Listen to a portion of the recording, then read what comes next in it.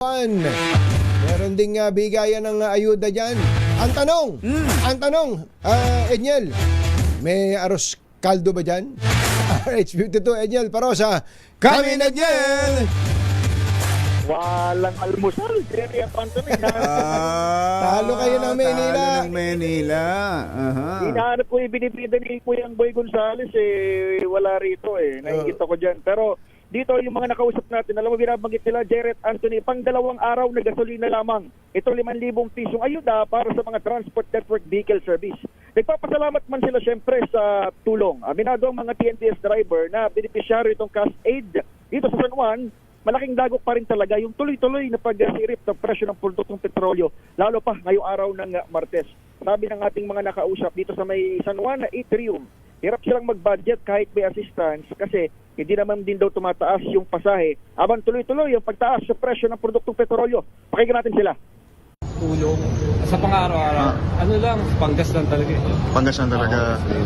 Dalawang araw na pang Dalawang full tank. 2 punta.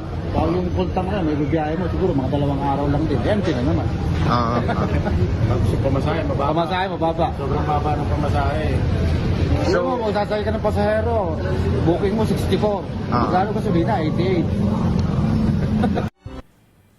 Buwang 261 silang beneficiaries mula sa 14 na TNTS operators na nakatakdang makatanggap ng financial assistance dito lamang yan sa syudad. Katukoy sila sa pamagitan ng kanilang partner operators na sila namang nag-submit ng listahan sa LTFRB at kalaunan sa Department of Social Welfare and Development.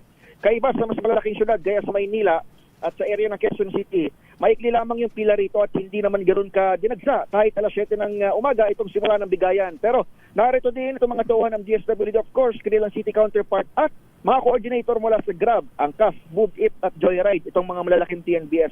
Ang trabaho nila, tumulong sa pag-guide ng beneficiaries na dapat ay nasa listahan at dapat ay residente itong syudad ng San Juan. Ako si Edniel Parrosa, nag-uulat para sa DZRH. Una sa Pilipinas, una sa Pilipino. Maraming salamat sa